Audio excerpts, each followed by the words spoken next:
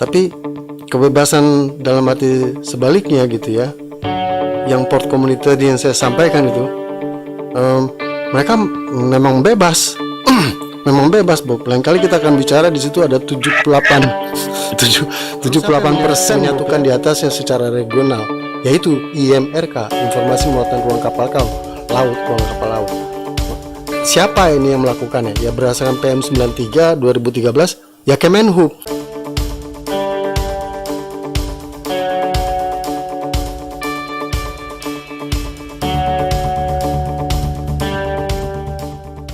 Selamat malam Sobat Logistik. Hari ini kita mau coba mulai podcast. Di sebelah saya ada Pak Rudi. Selamat malam Pak Rudi. Selamat malam Bobby. Halo, perkenalkan nama saya Bobby. Ya background saya IT. Saya bekerja di salah satu perusahaan yang bergerak di bidang IT logistik. Nah, ini tadi bersama saya ada Pak Rudi Sangian. Saya sering panggil Opa ya.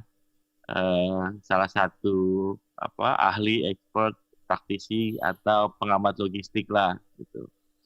Ini panggilan sayang saya Opa gitu. Mungkin Pak Rudi atau Opa bisa memperkenalkan diri secara singkat, Pak. Oke. Nama saya Rudi Sangian. Saya bersama Bobby sudah kenal lama ya.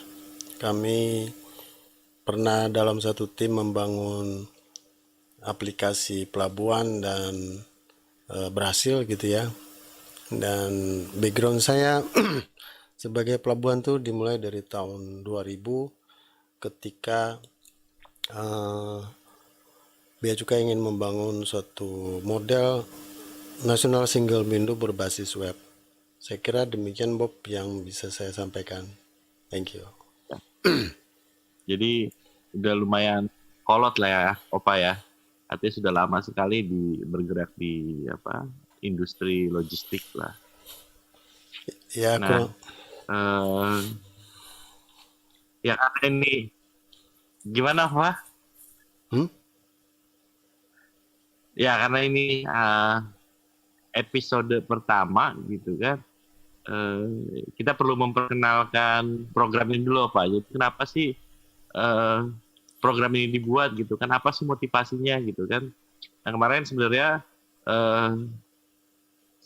saya diskusi sama Pak Rudi lah via WA gitu panjang lebar, dan ada satu pemikiran gitu bahwa ya kita perlu meluangkan waktu lah, meluangkan waktu untuk istilahnya berbuat sesuatu untuk logistik Indonesia gitu kan. Itu yang kesamaan hatinya lah antara saya dengan Pak Rudi. Akhirnya kita coba kita sepakat untuk buat program ini.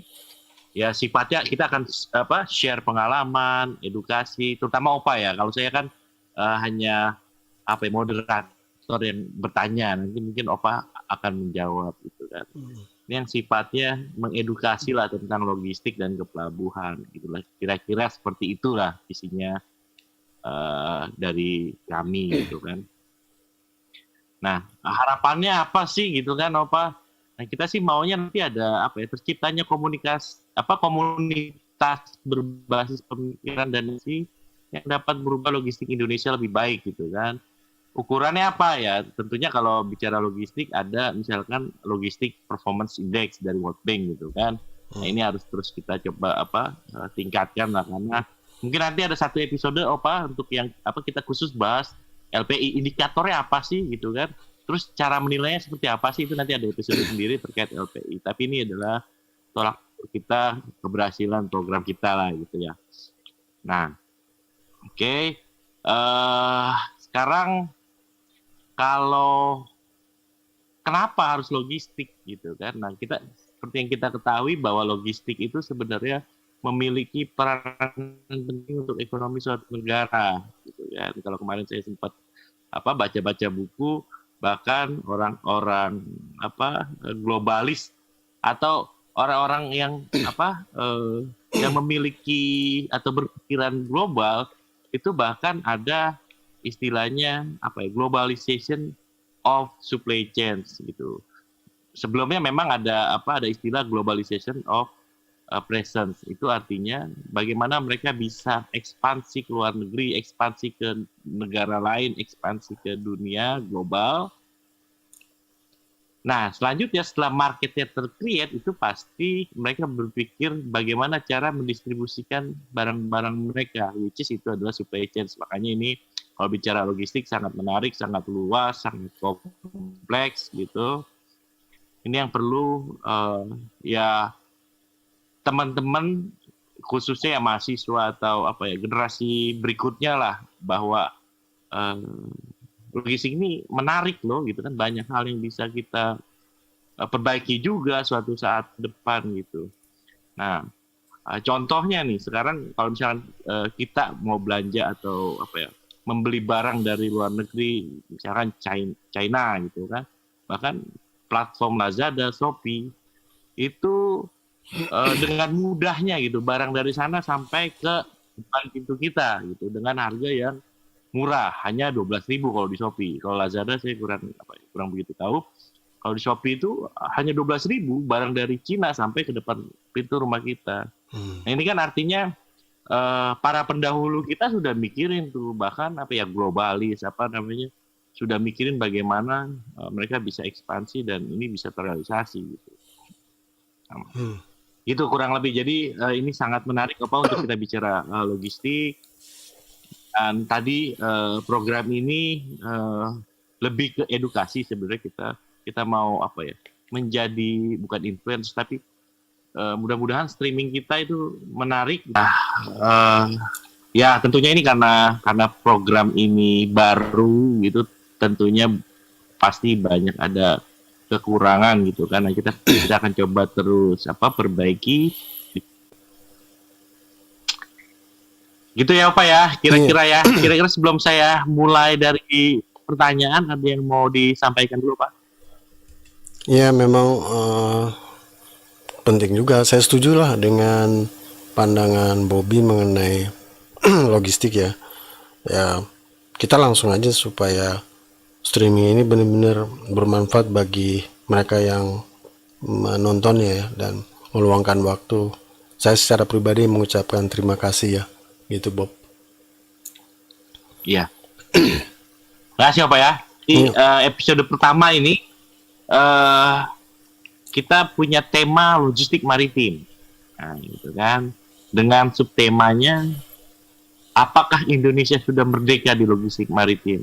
Ini perlu kita dapatkan hari ini, gitu kan. Nah, mungkin saya langsung dari pertanyaan nih kan Pak, kalau misalkan bicara logistik itu bicaranya bagaimana sih mendistribusikan barang dari manufaktur ke end user gitu ya, dari pabrik sampai ke pengguna, bahasa sederhananya gitu ya. Nah ini kan tentunya banyak titik-titik gitu kan. Nah kemarin kami sepakat yuk kita buat mulai dari nol lah, sama-sama belajar. Nah mungkin yang kita bahas sekarang tentang logistik maritim. Nah teman-teman pasti dengar seringkali pelabuhan gitu kan. Nah kira-kira apa sih fungsinya kepelabuhanan gitu kan? Apa sih fungsinya pelabuhan gitu kan? Gimana Opa? Ya banyak orang melihat pelabuhan itu kan hanya kayak seonggokan tanah di garis pantai lalu diberdayakan sebagai pelabuhan bongkar muat ya.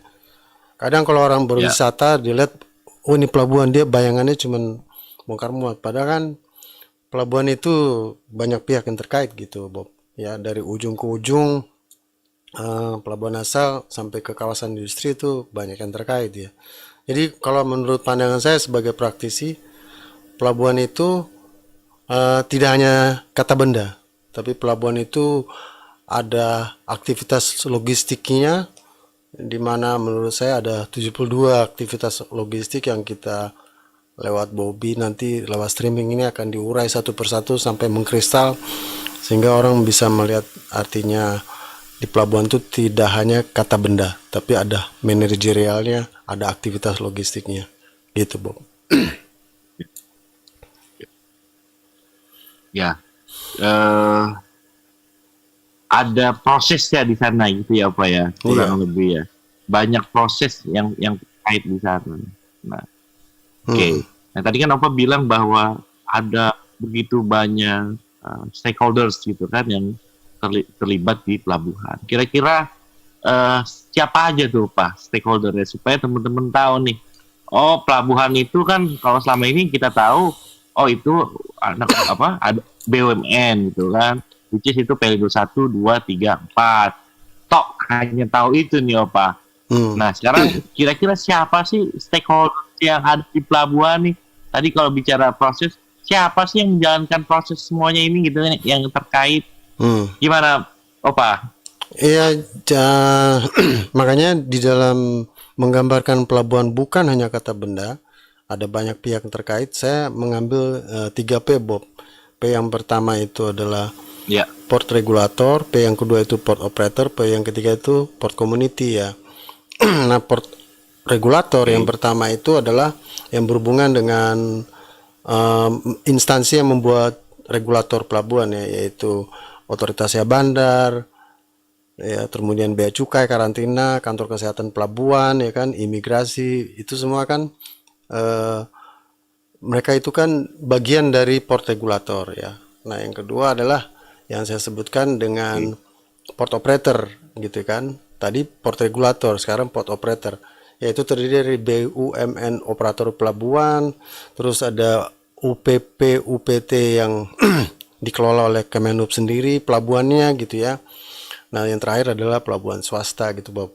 Nah, P yang pertama port regulator, P kedua port operator, P yang ketiga adalah port community, yang ini yang sering dilupakan, yaitu terdiri dari perusahaan pelayaran, agen pelayaran, perusahaan forwarder, ekspedisi muatan kapal laut ya kan, perusahaan perantara jasa kepabeanan, perusahaan truk gitu, eksportir importir, dan yang terakhir adalah original cargo owner.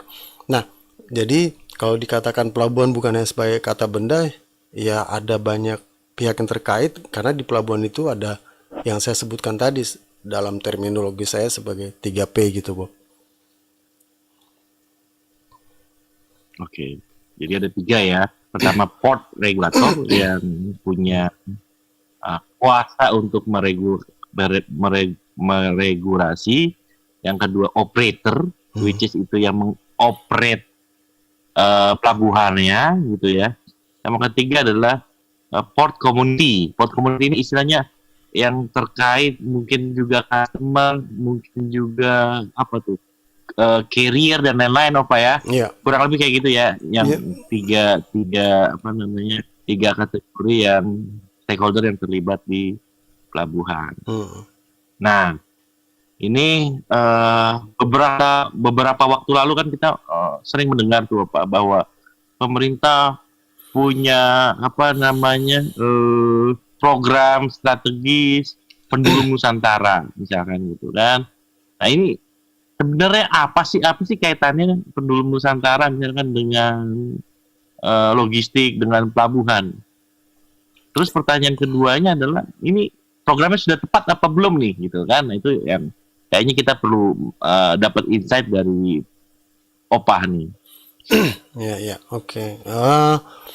Ya dulu itu kan diawali dengan pendulum Nusantara, Bob. Jadi adanya sebuah upaya menyediakan kapal besar dari Sabang sampai Merauke, kan dia bergerak kayak pendulum gitu ya.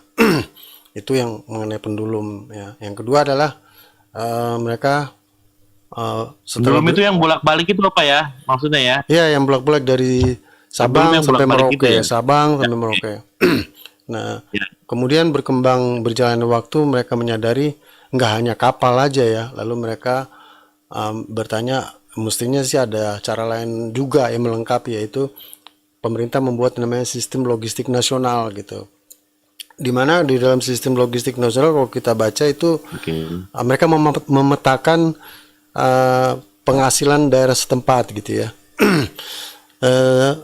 Komoditi apa saja yang diandalkan oleh daerah setempat untuk diekspor gitu ya, terus diperdagangkan secara antar pulau maupun secara antar negara gitu, Bob. Nah, tapi berkembang lagi lebih jauh, bukan hanya Cyclochnas, tapi ada yang disebut dengan Cislocda gitu ya. Karena dirasakan bahwa Cyclochnas itu walaupun sudah dipetakan, tapi perlu adanya juga kepala daerah itu terlibat ya, mematakan lagi untuk daerah masing-masing di masing-masing provinsi Indonesia itu apa saja sih komoditi andalan ekspornya atau komoditi andalan domestiknya yang bisa diperdagangkan gitu, Bob. Nah, apakah ini program ini cocok? Pertanyaan Bobby tadi ya, sebenarnya kan ini udah bagus ya, sudah bagus bahwa ini bisa cocok ya. Cuman kan perlu suatu keseriusan ya untuk mewujudkan sesuatu yang dicanangkan oleh pemerintah ya. Dan saya melihat sebagai praktisi belum bertindak lebih jauh ya tentang uraian, kan itu kan tulisan peraturan dan segala macam. Lalu bagaimana itu diterapkannya secara real di lapangan ya, sehingga itu bermanfaat bagi perdagangan domestik maupun perdagangan luar negeri. Gitu, Bob. Jadi kalau ditanya cocok ya tepat gitu ya. Cuma kan bukan soal tepatnya, dijalankan nggak gitu. Itu, Bob.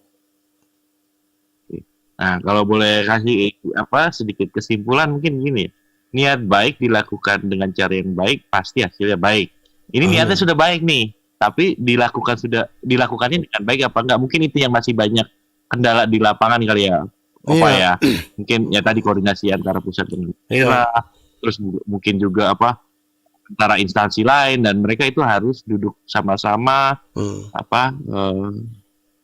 ya solid lah bahasanya gitu ya untuk bisa mewujudkan program ini jadi bermanfaat. Tapi kan kalau dilihat nih kemarin kan kita tahu bahwa di Papua itu misalkan satu sak semen bisa sampai dengan 600-700 ribu gitu kan.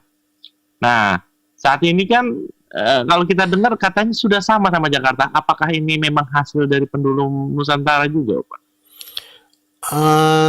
Itu kan di dalam yang kencengnya sekarang itu kan setelah konsep-konsep tadi dijalankan, pendulum Nusantara, Cyclochnas, Cyclocda gitu kan, adanya suatu disediakan oleh pemerintah yang namanya kapal tol laut ya. Kapal tol laut itu dari kapal-kapal perintisnya atau kapal-kapal yang disediakan Kemenhub, ada yang melibatkan swasta. Tujuannya adalah untuk mengurangi disparitas ya yang ada di Papua gitu ya. Dan memang memang turun gitu. Cuman kan problem-problemnya juga banyak gitu ya. Antara lain setelah dia dibongkar di suatu daerah tertentu, itu last mile-nya itu kan kalau dia bongkar gitu kan ada last mile-nya. Ini truknya disediakan juga nggak gitu kan? Atau menjadi satu konektivitas nggak? Ya jangan-jangan dari sini ke sini udah murah oleh kapal tol laut, tapi setelah di sininya malah dilepas bebas gitu ya. Dan itu berpengaruh terhadap disparitas harga gitu ya.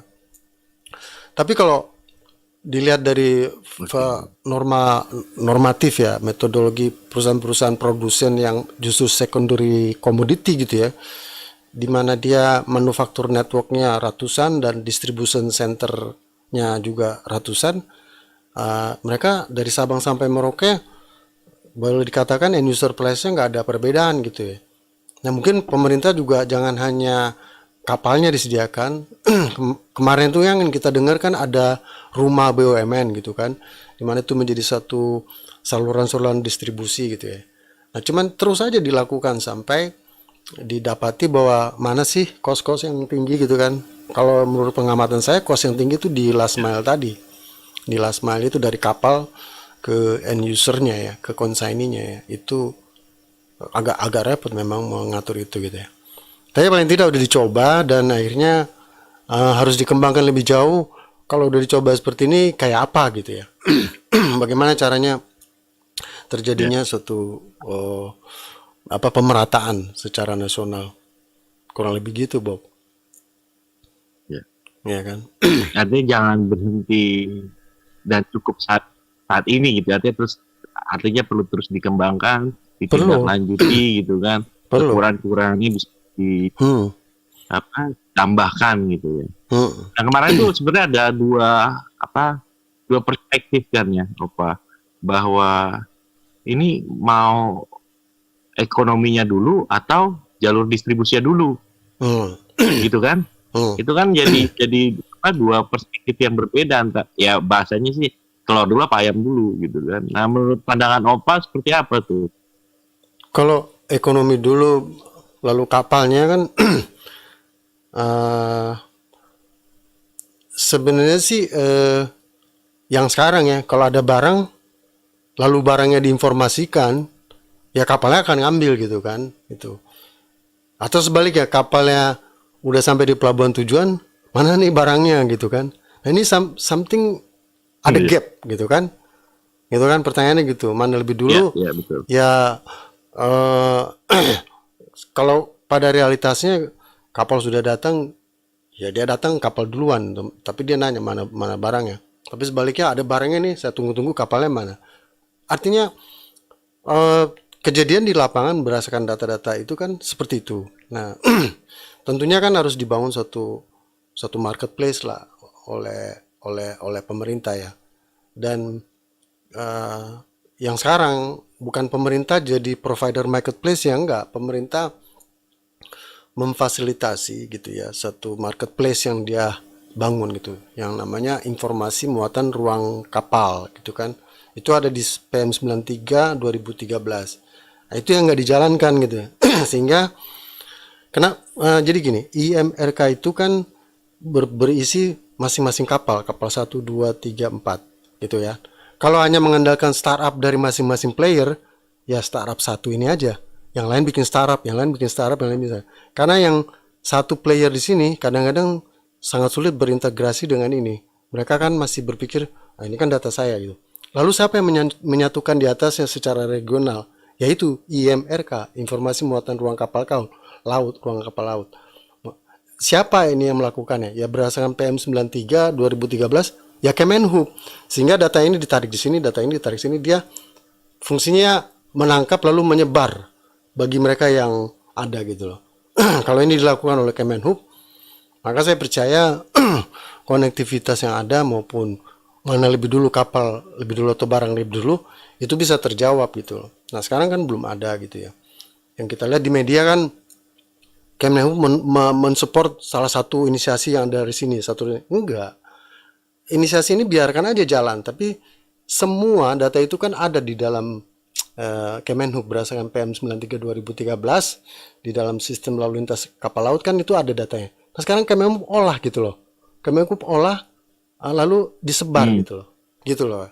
Dia fungsinya hanya sebagai bridging aja. Nih saya sebar nih, saya buatkan dashboardnya nih. Ayo silakan siapa yang mau ambil gitu.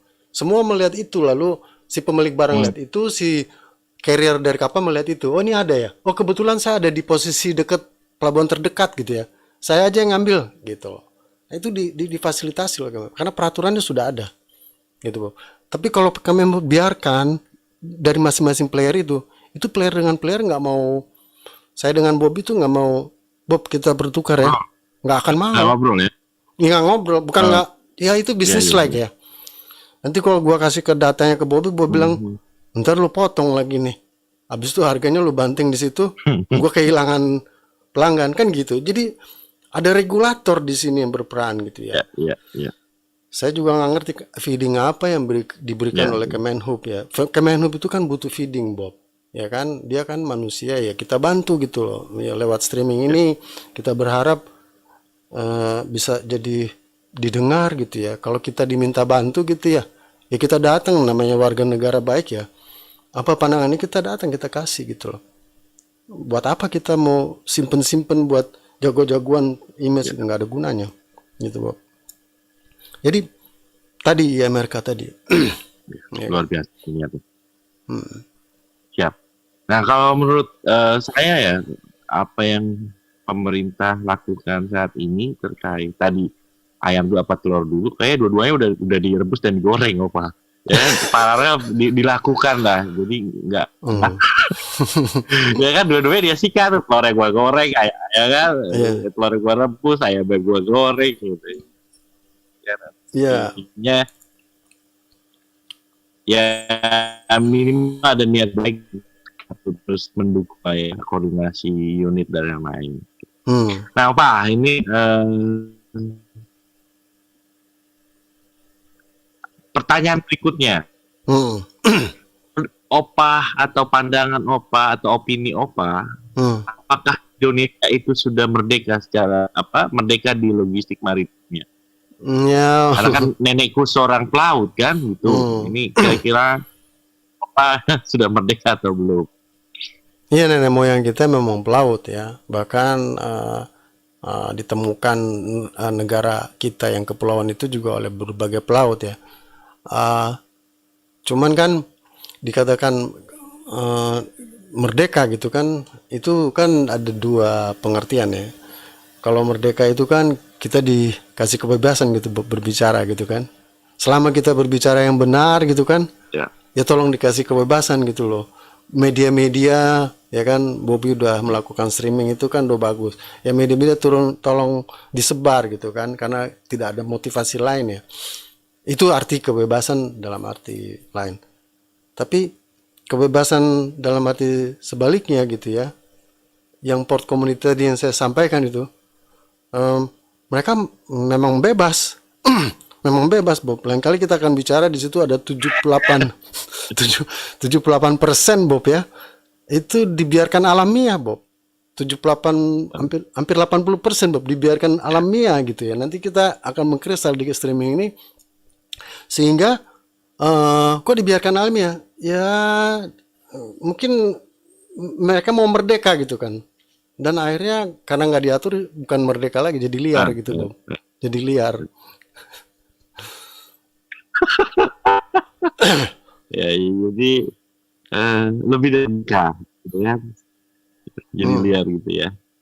Oke, Opa. Nah, ini pertanyaan terakhir sebelum kita tutup. Kira-kira 2 kata untuk logistik kita, Opa. 2 kata ya. 2 kata tentang logistik di Indonesia. 2 kata.